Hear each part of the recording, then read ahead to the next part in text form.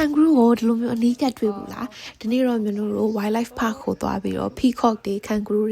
တွေလွတ်လပ်သွားနေအောင်တွေ့ခဲ့ရတယ်ပေါ့နော်ပြီးတော့ kangaroo လေးတစ်ခါတော့မျိုးတို့နောက်လာပြီးတော့ထိသွားပါသေးတယ်ပြီးတော့ wombat တွေကိုလည်းအနီးကပ်တွေ့ခဲ့ရတယ်အဲ့တော့မျိုးတို့ဒီနေ့ wildlife park ထဲမှာဘာတွေတွေ့ရလဲဆိုတာကိုတူတူကြည့်ရအောင်အားလုံးပဲမင်္ဂလာပါဒီနေ့တော့မြန်တို့ wildlife park ကိုသွားကြည့်မှာဖြစ်ပါတယ်မြန်တို့ အော်စီရောက်ပြီးခရေက zoo တွေပြီးတော့လိုမျိုး trace နေရှိ park တွေမရောက်ရသေးဘူးပေါ့နော်အဲ့တော့ဒီနေ့တော့သွားကြည့်မှာဖြစ်ပါတယ်တူတူလိုက်ခဲ့ပေးကြပါအောင်ဒါကတော့မြန်တို့သွားရင်းနဲ့လမ်းမှာတွေ့ရတဲ့ sheep statue ပေါ့နော်သူကသူ background story တော့ရှိမယ်နဲ့တွေ့ဒါပေမဲ့မြန်တို့တော့ဝင်မကြည့်ခဲ့ပါဘူးဒီအထူးဆန်းလို့ဗီဒီယိုလေးတော့ရိုက်လိုက်ခဲ့ပါတယ်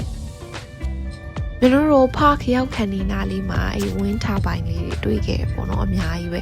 အဲ့တော့အဲ့ဒီ wind turbine နေနဲ့အနည်းဆုံးပဲနေရာထိကိုကားမောင်းသွားလို့ရလဲမသိဘူးဆိုပြီးတော့ကျွန်တော်တို့သွားကြည့်ခဲ့ပါသေးရဲ့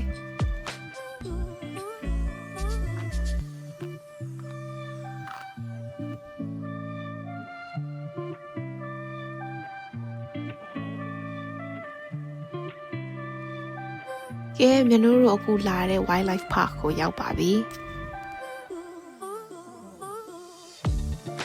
ကျွန်တော်တို့အဲ့ park ထဲတော့မဝင်ရသေးဘူးခါ parking ထဲမှာပဲဟိုဒေါင်းတစ်ကောင်ကဒီတိုင်းသွားသူပတ်ပြီးရှောက်သွားနေရလေးတွေ့ခဲ့ရပါတယ်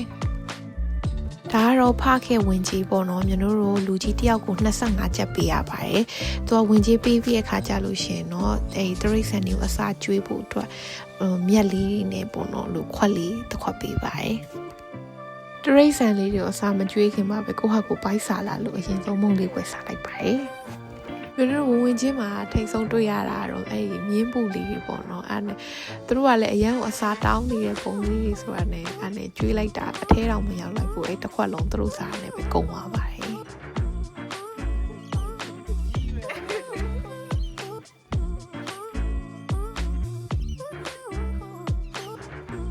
ဒါတော့ဆောနာဟိုကအညိုလေးတစ်ကောင်ကိုကျွေးပြီးရဲ့ဟာကိုသူကနောက်တစ်ခုအတင်းလိုက်စားနေလို့အမျိုးလေးကိုနင်းမစားနဲ့အဖြူလေးစားဆိုပြီးတော့ပြောနေတာပေါ့နော်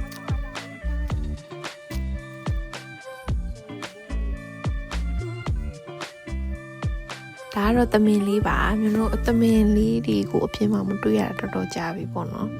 ပြီးတော့ဒီဟာ wildlife park ဆိုတော့လေ zoo တွေလိုမျိုးနေရာချင်းချင်းလေးမဟုတ်ဘဲနဲ့အရန်ကျယ်ပြီးတော့ trace တွေသူတို့ကလွတ်လွတ်လပ်လပ်ရှောက်သွားလို့ရတယ်ပေါ့နော်အဲ့ဒါလေးတခုတော့တော်တော်သဘောကျပါတယ်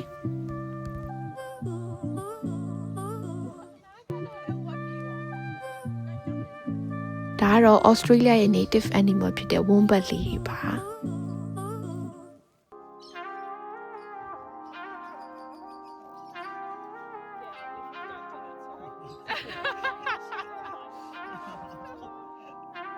ကျွန်တော်တို့ဒီ wombat လေးတွေကင်ပြီးတော့လေဓာတ်ပုံရိုက်လို့ရတယ်ပေါ့နော်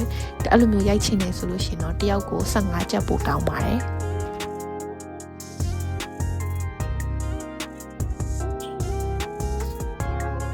ဒါကတော့ဒီ park ထဲမှာရှိတဲ့ camel လေး2ကောင်ဖြစ်ပါတယ်ကျွန်တော်တို့တရိတ်ဆန်နေအစာကျွေးရတာအဲ့လောက်ကြောက်ဖို့ကောင်းမှမသိဘူးပေါ့နော်အဲ့တော့သူတို့တွေကလူလိုက်ကျွန်တော်တို့ကအစာလေးတွေကျွေးလိုက်ပြုတ်ကျလိုက်နေအမှကျွေးခဲ့ပါတယ်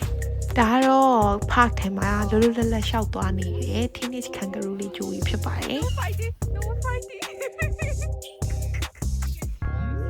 အဲ့ရ zookeeper တွေပြောတာတော့သူက teenage kangaroo ဆိုတော့သူကအရန်သူ့ကိုယ်သူတန်ဆွမ်းနေဘာညာဆိုတော့သူပြချင်တယ်ပေါ့နော်သူကလာတဲ့လူတွေဆိုလို့ရှိရင်နည်းနည်းလေး aggressive ဖြစ်ချင်တယ်လို့ပြောပါတယ်ဒါပေမဲ့ကျွန်တော်တို့မျိုးလုံးလေးမှာတော့သူ aggressive ဖြစ်နေရမထင်ပါဘူးဒီတိုင်းပဲအစာလာတောင်းတယ်လို့ပဲထင်ပါတယ်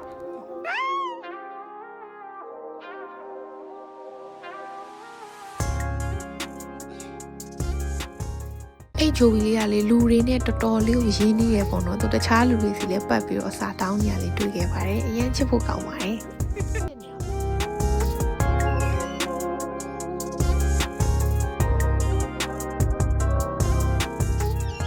wildlife park ထဲမှာတခြားဘာတရိတ်ဆန်တွေရှိအောင်လဲဆိုတာကိုမျိုးလုံးနဲ့တူတူကြည့်ရအောင်နော်